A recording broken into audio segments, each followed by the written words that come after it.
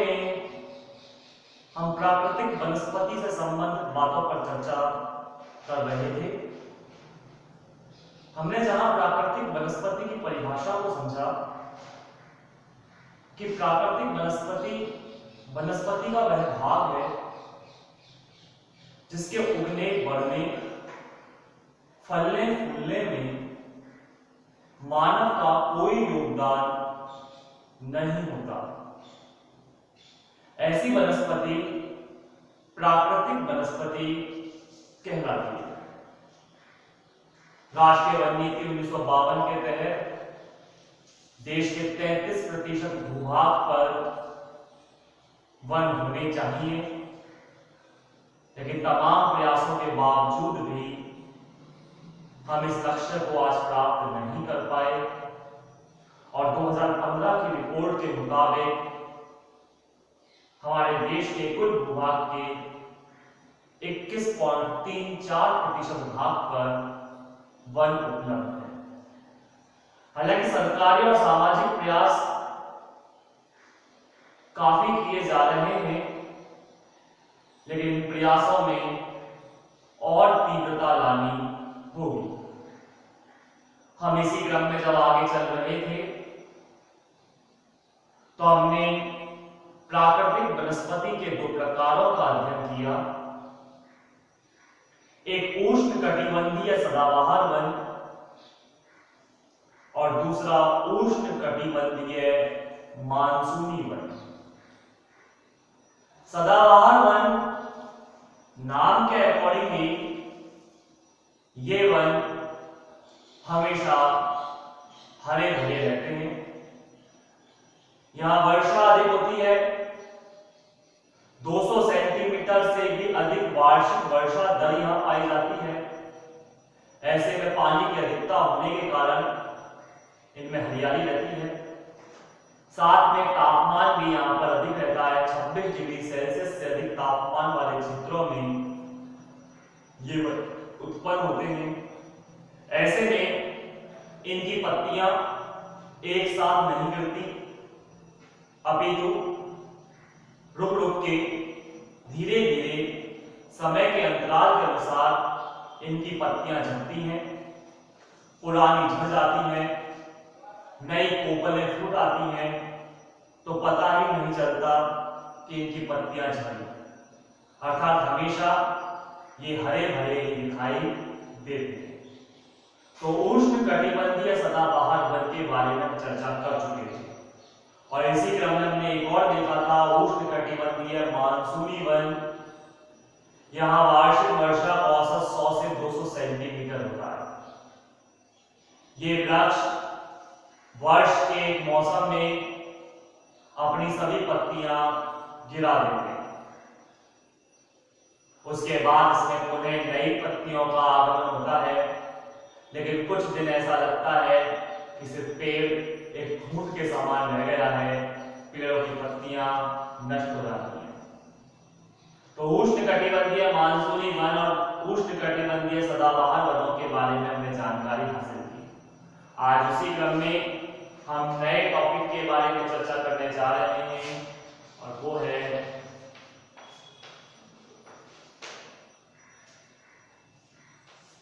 उष्णकटिबंधीय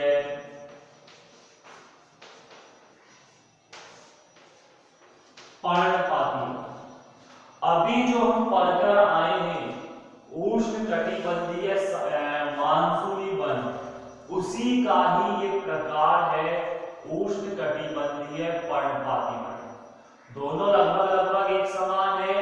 अंतर इतना है कि वहां यानी मानसूनी वनों में वर्षा का जो वार्षिक औसत था वो थोड़ा ज्यादा था, जबकि यहां वर्षा का वार्षिक औसत कम है। कैसे? ये वन उन क्षेत्रों में पाए जाते हैं जहां वार्षिक वर्षा 50 से 100 सेंटीमीटर के मध्य होती है। उष्णकटिबंधीय पर्णपाती वन उन क्षेत्रों में पाए जाते हैं जहां वार्षिक वर्षा 50 सेंटीमीटर से के मध्य होती है तथा जहां का तापमान 35 डिग्री सेल्सियस से अधिक होता है। यानी एक तरफ जहां तापमान अधिक है तो वर्षा कम है, तो ऐसे क्षेत्र जहां वर्षा कम और तापमान अधिक होता है, ऐसे क्षेत्रों में उष्णकटिबंधीय पर्णपाती वन पाए जाते हैं। इन वनों की जो ऊंचाई है वो 6 से लेकर 9 मीटर के मध्य होती है, यानी ये ज्यादा ऊंचे नहीं होते। इनकी एक विशेषता यह भी है कि ये अपने एक विशेष मौसम में, यानी जब वर्षा की कमी होती है और तापमान की अधिकता होती है, तो उस स्थिति में ये अपने पत्ते गिरा देते हैं। प्रकृति ने जो भी बनाया है वो सब कुछ सोच समझकर बनाया। हर बात को, हर तत्व को इस तरह से निर्मित किया कि एक जीवन चक्र पूरी तरह से संचालित हो सके। अब देखिए, इन वृक्षों को एक ये गुण दे दिया कि जब वर्षा की कमी हो और तापमान की अधिकता हो तो ये अपने पत्ते गिरा दे, क्योंकि पेड़ों की पत्तियां वाष्पोत्सर्जन क्रिया का कार्य करती हैं। पेड़ों की पत्तियों में छोटे छोटे रंध्र पाए जाते हैं, छोटे छोटे छिद्र पाए जाते हैं, जिन्हें विज्ञान की भाषा में रंध्र कहा जाता है। और इन्हीं रंध्रों की सहायता से पौधे, वनस्पतियां यानी वृक्ष वाष्पोत्सर्जन क्रिया करते हैं, प्रकाश संश्लेषण की क्रिया होती है और वह अपना विकास करते हैं। लेकिन जब पानी की कमी होती है तो ये पत्तियां गिरा देते हैं, क्योंकि यदि पत्तियां होंगी तो वाष्पोत्सर्जन होगा, पानी की और कमी होगी, पानी पहले ही कम है, पौधे को जिंदा रहने के लिए पानी की नितांत आवश्यकता है। ऐसे अगर पत्तियां मौजूद रहेंगी तो पत्तियां अत्यधिक पानी सूखेंगी, अत्यधिक वाष्पोत्सर्जन होगा, इसलिए पानी का नुकसान होगा। इसलिए ये वृक्ष अपनी पत्तियां एक विशेष मौसम में गिरा देते हैं। इसीलिए इन्हें उष्णकटिबंधीय पर्णपाती वन कहा जाता है। इन वृक्षों की जड़ें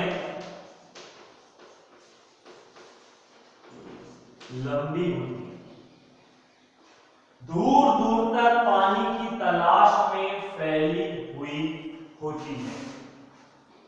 इनकी जड़ें लंबी। इन वृक्षों के अंतर्गत मुख्यतः जो शामिल किया जाता है आम, जामुन, नीम आदि वृक्षों को इसमें शामिल किया जाता है। इनकी जड़ें लंबी होती हैं और पत्तियां मोटी होती हैं। तो आप देख सकते हैं इस प्रकार, दोबारा से मैं रिपीट कर देता हूं कि उष्णकटिबंधीय पर्णपाती वन, ये वन उन क्षेत्रों में पाए जाते हैं जहां वार्षिक वर्षा 50 से लेकर 100 सेंटीमीटर के मध्य होती है और तापमान 35 डिग्री सेल्सियस से अधिक होता है। इन वृक्षों की ऊंचाई 6 से 9 मीटर होती है, इन वृक्षों की विशेष विशेषता है कि ये विशेष मौसम में अपनी पत्तियां गिरा देते हैं। इन वृक्षों की जड़ें लंबी होती हैं और पत्तियां मोटी होती हैं। इन वृक्षों में मुख्यतः आम, जामुन, नीम जैसे वृक्षों को शामिल किया जाता है। हालांकि देखा जाए उष्णकटिबंधीय मानसूनी वनों का ही ये है, लेकिन अंतर इतना सा है कि उष्णकटिबंधीय मानसूनी वन जो हम पढ़कर आए हैं वहां वार्षिक वर्षा का औसत थोड़ा ज्यादा है और तापमान थोड़ा कम, जबकि यहाँ वर्षा कम है और तापमान ज्यादा है।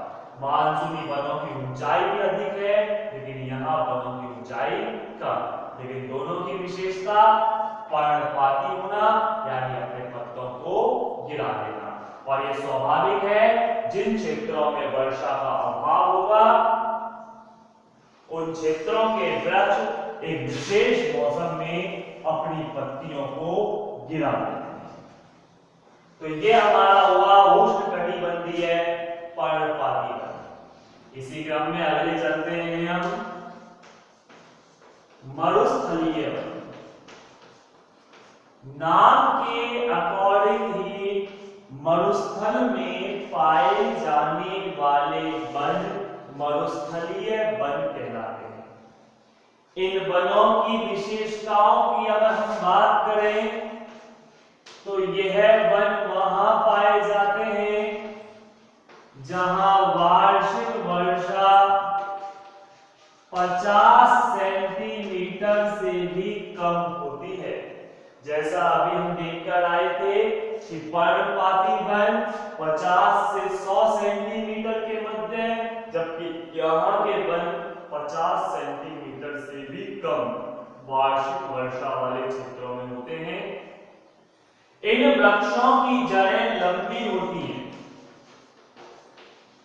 पानी की तलाश में दूर दूर तक फैली हुई होती है तथा पत्तियां जो होती हैं वो छोटी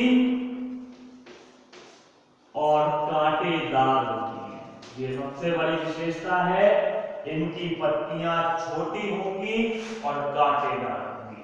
छोटी पत्तियां इसलिए क्योंकि जितनी बड़ी पत्ती होगी उतना ही वाष्पोत्सर्जन अधिक होगा। मैंने कहा ना कि प्रकृति ने जो भी बनाया सब कुछ सोच समझकर बनाया। मरुस्थलीय क्षेत्रों में उगने वाले वनों में हम बात करें बबूल, आपने देखा होगा बबूल की पत्तियां कितनी छोटी होती हैं। सोचो बबूल की पत्ती की जगह बबूल के वृक्ष में केले के वृक्ष जैसी पत्तियां होती तो वाष्पोत्सर्जन की क्रिया कितनी अधिक होती। एक तो पहले ही जमीन में पानी की कमी, ऊपर से इतनी बड़ी पत्ती के द्वारा होने वाला वाष्पोत्सर्जन, क्या पौधा विकसित रह पाता, जिंदा रह पाता? शायद नहीं। इसीलिए बबूल की पत्तियां छोटी रखी ताकि वाष्पोत्सर्जन की क्रिया भी कम हो। तो मरुस्थलीय वन ये वन वहां पाए जाते हैं जहां वार्षिक वर्षा 50 सेंटीमीटर से कम होती है, लंबी जड़ें होती हैं, छोटी पत्तियां होती हैं और छोटी पत्तियों के साथ साथ ये कांटेदार भी होती हैं।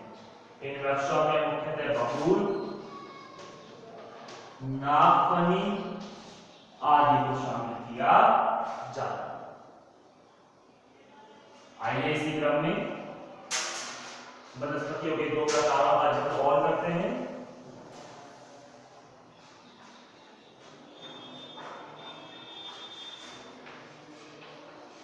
पर्वतीय वन।